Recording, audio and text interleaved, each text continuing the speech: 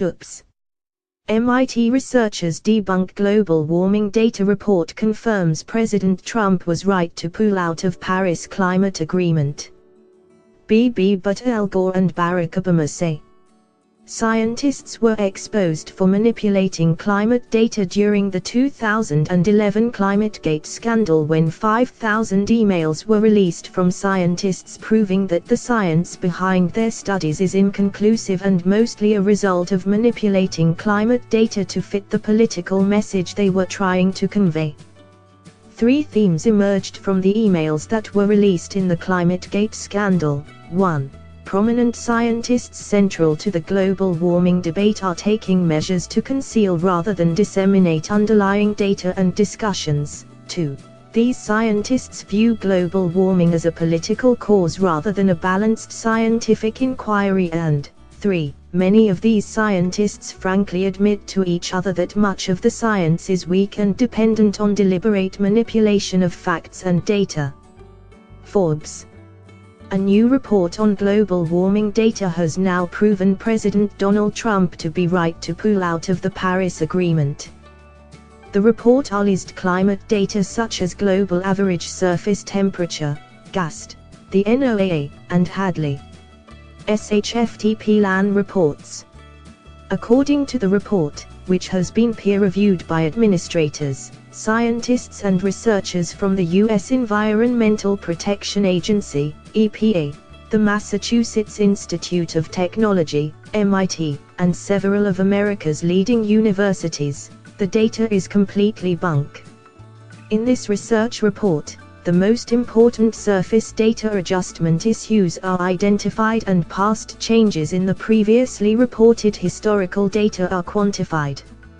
It was found that each new version of GAST has nearly always exhibited a steeper warming linear trend over its entire history. And it was nearly always accomplished by systematically removing the previously existing cyclical temperature pattern. This was true for all 3 entities providing GAST data measurement, NOAA, NASA and Hadley Crew.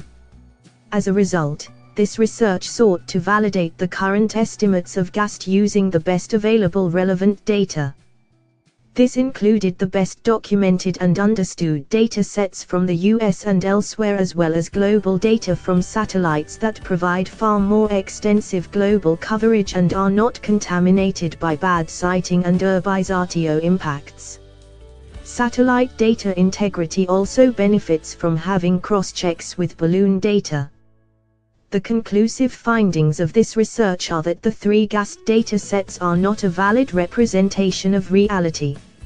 In fact, the magnitude of their historical data adjustments, that removed their cyclical temperature patterns, are totally inconsistent with published and credible US and other temperature data. Thus, it is impossible to conclude from the 3 published GAST data sets that recent years have been the warmest ever despite current claims of record-setting warming.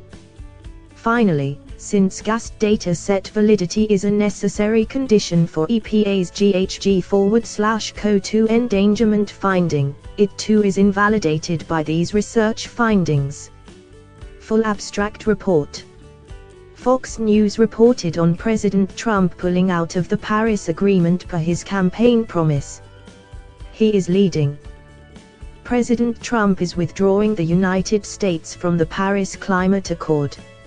It is the right decision for a number of reasons. First, the Paris Accord is being treated by many as a treaty with treaty obligations, but President Obama never submitted it to Congress for passage.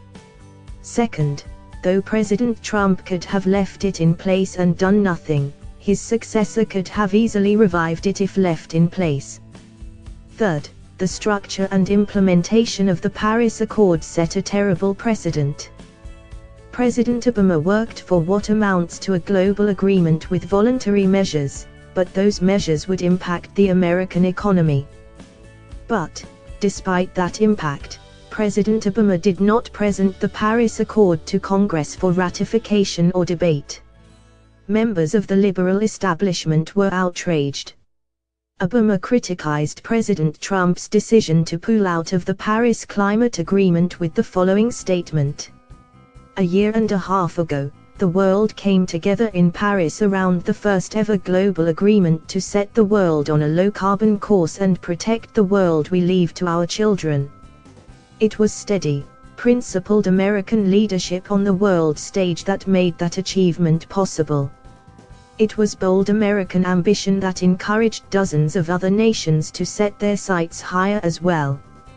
And what made that leadership and ambition possible was America's private innovation and public investment in growing industries like wind and solar industries that created some of the fastest new streams of good-paying jobs in recent years, and contributed to the longest streak of job creation in our history.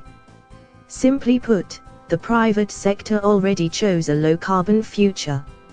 And for the nations that committed themselves to that future, the Paris Agreement opened the floodgates for businesses, scientists, and engineers to unleash high-tech, low-carbon investment and innovation on an unprecedented scale. The nations that remain in the Paris Agreement will be the nations that reap the benefits in jobs and industries created. I believe the United States of America should be at the front of the pack. But even in the absence of American leadership, even as this administration joins a small handful of nations that reject the future, I'm confident that our states, cities, and businesses will step up and do even more to lead the way, and help protect for future generations the one planet we've got. But of course, like all champagne socialists, their credo is do as I say, not as I do, with Obama jacking up his carbon footprint when abroad. Who could forget Obama's massive convoy during a recent speaking gig in Milan? The Independent Journal Review reported. Former President Barack Obama traveled to Italy this week to make a speech on climate change at the Seed and Chips, the Global Food Innovation Summit in the city of Milan. It seems like Obama has taken a page out of Leonardo DiCaprio's book of Do As I Say, Not As I Do, and took a private jet to Milan.